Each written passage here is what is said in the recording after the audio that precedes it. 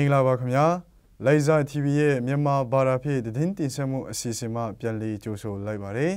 ကျွန်တော်ကလက်ထော်စင်စာပါနိုင်ငံမှာငလင်တန်ခန်းစားနေရချိန်စစ်ကောင်စီတပ်ကကချင်ပြည်နယ်နဲ့နိုင်ငံတော်ဝန်မှာလေကြောင်းတိုက်ခိုက်တဲ့သတင်းကိုတင်ဆက်သွားပါမယ်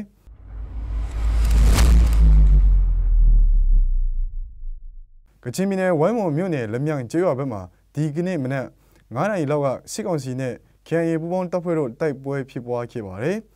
စစ်ကောင်စီကဝိုင်းမော်ဘက်စစ်ကြောင်းထိုးလှုပ်ရှားလာပြီးဒရုန်းနဲ့လည်းဘုံကျဲတိုက်ခိုက်ခဲ့တယ်လို့ဒေသခံတွေစီကသိရပါတယ်မနေ့ကမတ်လ31ရက်နေ့ကလေ KIA တပ်မဟာ8တိုက်ရင်9ဘက်တိုက်ပွဲမရှိဘဲစစ်ကောင်စီကဂျက်တိုက်လီနဲ့နှစ်ကြိမ်ဘုံကျဲတိုက်ခိုက်ခဲ့တယ်လို့ရှေ့တန်းသတင်းပေးပို့ချက်အရသိရပါတယ်ကချင်ပြည်နယ်မုံကြီးမြို့နယ် KIA တပ်မဟာ8နေမြေအတွင်းစစ်ကောင်စီကမတ်31ရက်နေ့ညမှာတိုက်လီနဲ့ဘုံကျဲတိုက်ခိုက်ခဲ့ပါတယ်မုံကြီးမြို့လေကြောင်းတိုက်ခိုက်ခံရမှုကြောင့်ထိခိုက်ဒေဆုံးမှုအခြေအနေအသေးစိတ်ကိုဆက်လက်စုံစမ်းနေစီပါစစ်ကောင်စီကဗမော်တိုက်ပွဲအတွင်းမှာလည်းလေကြောင်းတိုက်ခိုက်မှုနေ့တိုင်းပြုလုပ်နေတယ်လို့ရှေ့တန်းသတင်းပေးပို့ချက်အရသိရပါတယ်ဒါအပြင်စကိုင်းတိုင်းအင်းတော်မြို့ကိုစစ်ကောင်စီတပ်ကဒီကနေ့ AP 1ရက်နေ့လေယာဉ်နဲ့၄ကြိမ်ဘုံကျဲခဲ့တယ်လို့သိရပါတယ်ကချင်ပြည်နယ်အတွင်းစစ်ကောင်စီရဲ့လေကြောင်းတိုက်ခိုက်မှုကြောင့်ထိခိုက်ဒေဆုံးမှုပျက်စီးဆုံးရှုံးမှုအပြည့်အစုံကိုစုံစမ်းနေစေပါနိုင်ငံမှာငလင်တန်ဆိုးဝါးစွာခန်းစားနေရချိန်တော်လိုင်းရင်တပ်ဖွဲ့တွေဘက်ကအပစ်ခတ်ရစဲထားပေမဲ့စစ်ကောင်စီကနေ့စဉ်ရက်ဆက်လေကြောင်းနဲ့ဘုံကျဲတိုက်ခိုက်နေစေဖြစ်ပါတယ်